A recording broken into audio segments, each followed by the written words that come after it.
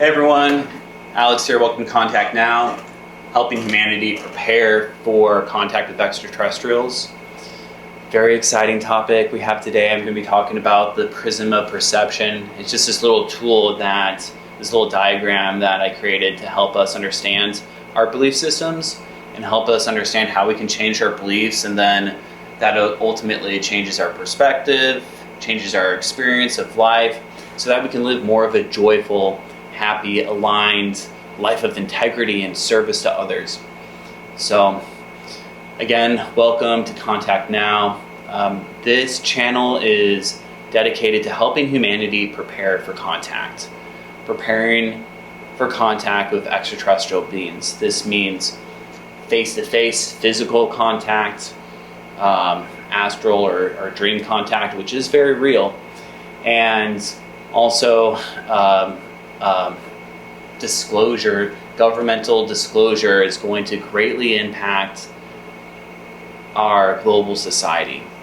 Understanding that life exists beyond this planet is going to make it's going to shake things up quite a bit, which is very exciting. Oh, my microphone is over there. Hopefully you guys can hear me. Put that right here. Okay. So, yeah, very exciting times. I've been following disclosure. I don't know about you guys, but I've been following it, probably since back in 2010.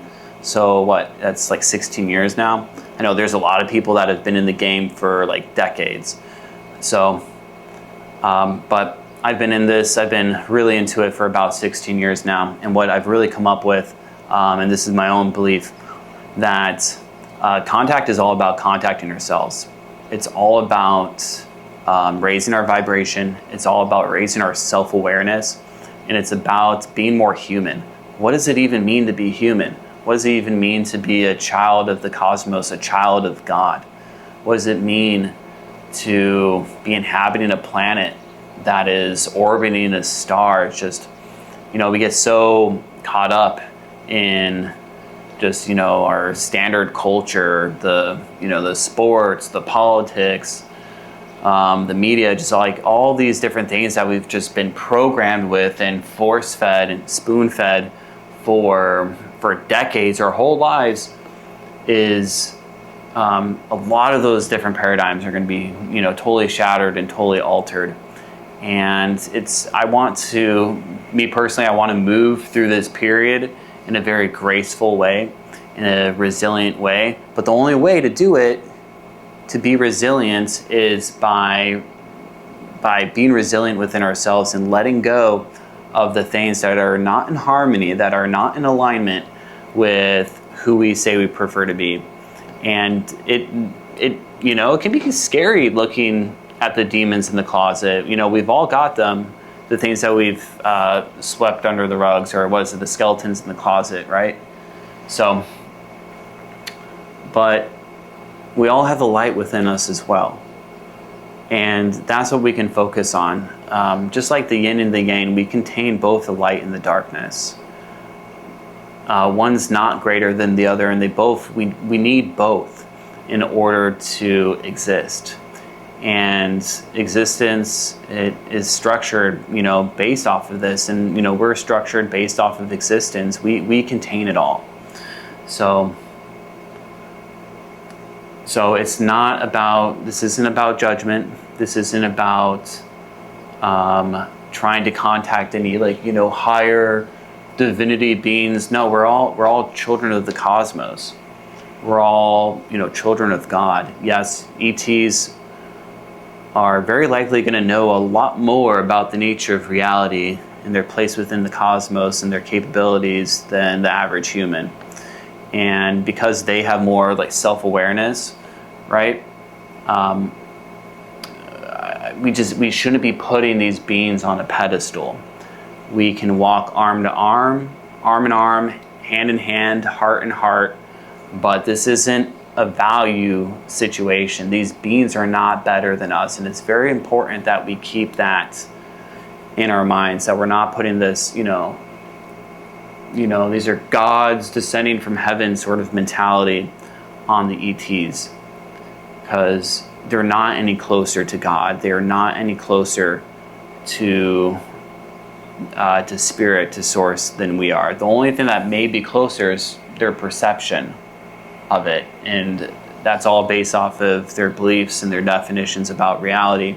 And I believe that's one of the greatest things that they are here to potentially share with humanity is their perceptions. It's not going to be their technology. The greatest technology that exists is our human bodies. They're absolutely amazing. We cannot top what nature has already given us. But like many of you know, we only use 10%, maybe even more like 5% of our brain. So we have so much potential. So I'm doing my best to be acting upon my potential more, and I invite you to be doing the same as well. And we can do this by investigating our belief systems, by letting go of the beliefs and the definitions that are no longer serving us. And so I've created this little diagram that can help you investigate your beliefs. Okay, it's really simple, and I know that it can be a powerful tool in your life if you want it to, and if you want to just toss it out, like, go for it. I give this to you all unconditionally. I call it the Prism of Perception, and I'll get that up on the screen. So I have it here on my computer too, so I can look at it. Yeah, so the Prism of Perception, you can see the light passing through this prism, this triangle, which acts like a filter that refracts the light, that causes the spectrum to become visible. And that visible spectrum is basically, what we perceive. And what we perceive is going to dictate what we experience. So if you want to experience something else, change your perception. They go hand in hand. But how do we do that? Well, we do that by investigating our beliefs, okay? And again, this is going to take, for some, maybe it's really simple, but there's some of us that have quite a bit of baggage, that have quite a bit of trauma, and that's okay. That trauma, that baggage, once transformed, it can be a great tool of service, and it can, those that have experienced the darkness, they just go further into the light. So I hope this can be a tool for you to transform the darkness into light. Okay? And this is going to be a multiple video series. We're not going to get into the nitty-gritty of how beliefs and definitions are formed and the different types of beliefs and definitions. We're going to keep it simple. Either you have a negative belief or a positive belief.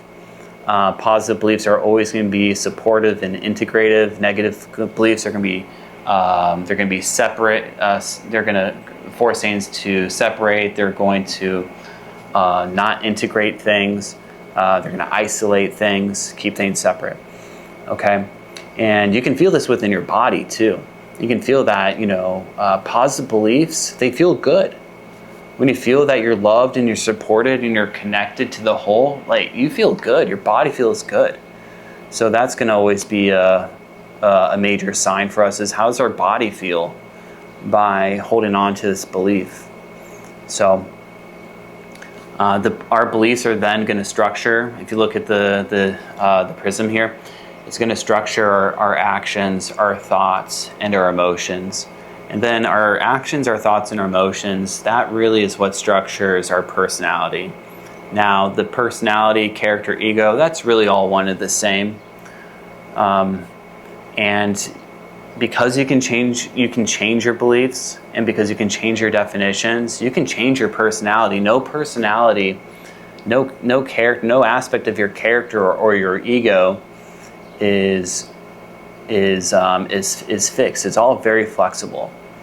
Now, and ego is good. I know a lot of people have talked down on the ego. So there's a positive ego and a negative ego. Like, we need to have an ego. We need to have a personality. We need to have a character. We need to have a we need this so we can experience life. if we didn't have a center of focus, and that's what our ego or personality or character does, it helps us focus into physical reality. Otherwise, we would just be bags in the wind, or it's what allows us to have this physical experience is by narrowing our focus into our ego, into our personality, our character. So, and I'm sure you guys know about the different, personality and character traits and the different archetypes, right? You have just to name a few, you have the hero and the villain, you have the fool, the wise old man, etc., etc. We contain that all. We contain the wise old man, we contain the fool, we contain the villain, we contain the hero. You are just as capable of acting as a villain as you are a hero. So what it really boils down to is what you choose to identify with and what you choose to act upon. But there's a lot of people that are so just in forgetfulness that they have forgotten that they can change their personality, that they can be the hero, that they don't have to be the villain. So let's remember who we are, and that we're spiritual beings having a human experience, that our personality, our character, it's all very flexible, and we can do this by investigating our beliefs. So get the pen and paper out, man. Write down what you believe. What do you believe about money? What do you believe about abundance? What do you believe about God? What do you believe about your relationships? If there's something that's like off in your life, maybe that there's somebody you're really pissed off at and you wish you could just let it go. Well, what do you believe about that person? And you'll be very surprised what you come up with. It's you get into a channeling state when you start to reflect, and you do this honestly with integrity. You start to really uncover some things. And it's once we do that, we can then, bring these different aspects to the light and make the changes. So if you're taking actions, if you're thinking thoughts or feeling emotions that just don't feel natural to you, then you can change that. Investigate what your beliefs, again, write it out. What belief would you have to believe, and what definition are you holding on to that's forcing you to act in a certain way, or is causing you to think a certain way, or causing you to feel a certain way? You got to start boiling it down and getting to the center of the problem. And the center of the problem is that, how does it go? I think like Jack Sparrow said or something, it's not the problem that's the problem. It's how you view the problem that's the problem. Something along those lines.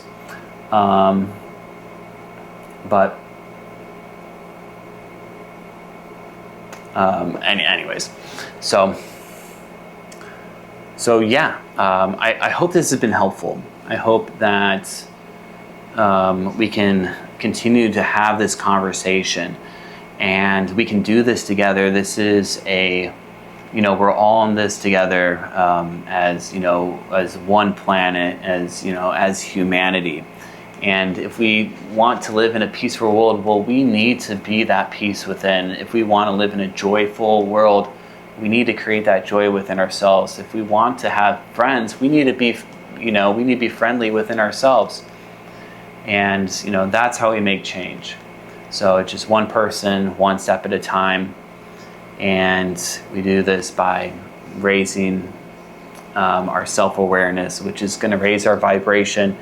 And ultimately, we're going to be more capable, circling back to ETs, we're going to be more capable of having a real relationship with extraterrestrials. They're not necessarily, I don't know. But I think it's my assumption that ETs aren't going to necessarily want to have, they're just not going to want to do a lot of like the superficial human stuff. I think they're going to be a lot deeper than that. And we'll get more into that later too. So I hope you're having a wonderful day. May peace be with you. May you be at peace with yourself. May you be at peace with others. and we'll see you in the next video. Take care.